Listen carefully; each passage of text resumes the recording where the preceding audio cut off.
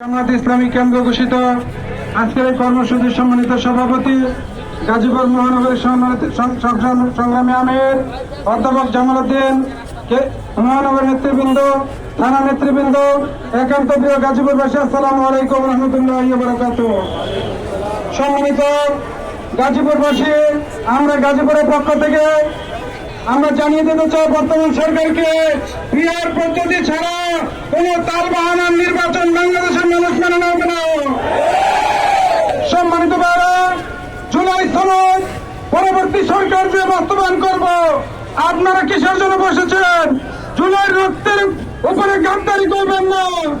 আপনার আগস্টের 5 তারিখের দিকে লক্ষ্য রেখে আপনারা ক্ষমতা চালান। জামায়াত ইসলামী আপনাদের পাশে থাকবো।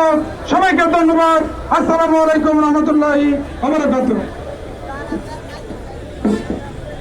সংগ্রামী জনতা, আজকের এই বিশাল বিক্ষোভ সমাবেশে এই পর্যায়ে বক্তব্য রাখছেন শহীদে কাফেলা বাংলাদেশ জামায়াতে ইসলামী গাজীপুর মহানগরীর কর্মপরিষদ সদস্য ও টঙ্গী পূর্ব থানার সংগ্রামী আমির জনাব মোহাম্মদ নজরুল ইসলাম।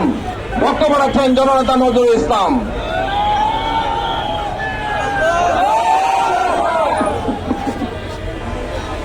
বিসমিল্লাহির রহমানির রহিম।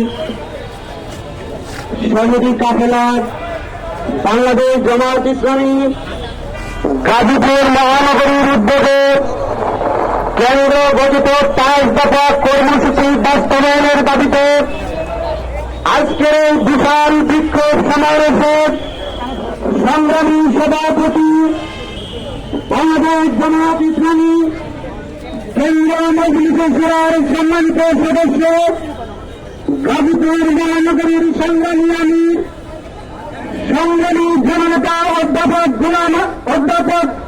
জামাল উদ্দিন, সমাবেশে উপস্থিত আছেন কেন্দ্রীয় মজলিসে শুরার সদস্য গাজীপুর মহানগরীর সংগ্রামী নায়েবে আমির, গাজীপুর 2 আসনের জামাত মনোনীত সংসদ সদস্য পদপ্রার্থী জননেতা মোহাম্মদ হোসেন আলী, মহানগর সেক্রেটারি, সহকারী সেক্রেটারি সহ নেতৃবৃন্দ, সংগ্রামী দেশপ্রেমিক তরুণ জনতা, আসসালামু আলাইকুম রহমতুল্লাহ।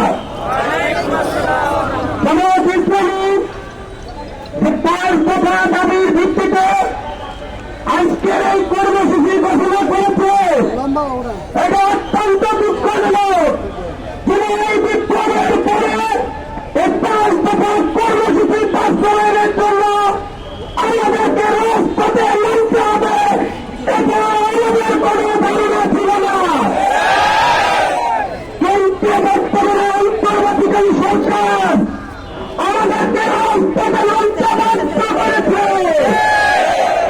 আমরা বার্তা বলতে চাই, জামায়াত ইসলামী ঘোষিত 5 দফা কর্মসূচি যতদিন পর্যন্ত এই সরকার বাস্তবায়ন না করবে, বাংলাদেশের মাটিতে কোন নির্বাচন হবে না, হবে না, হবে না। যারা কোন ষড়যন্ত্রমূলক একটি পাতানো নির্বাচনের মাধ্যমে পরিবারের দুঃস্বপ্ন দেখছেন, এই 5 দফা বাস্তবায়ন না হলে তাদের ক্ষমতার সাথ বাংলাদেশের 18 কোটি মানুষ চিরদিনের জন্য ধুলাই মিশিয়ে দেবে।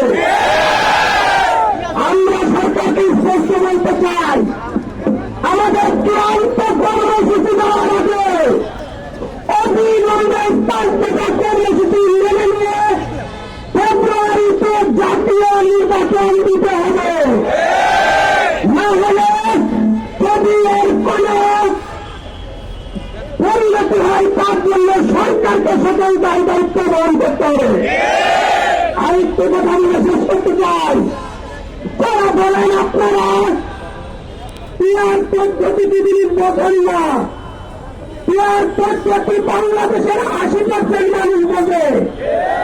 শুধুমাত্র যারা চাঁদাবাজি করে তারা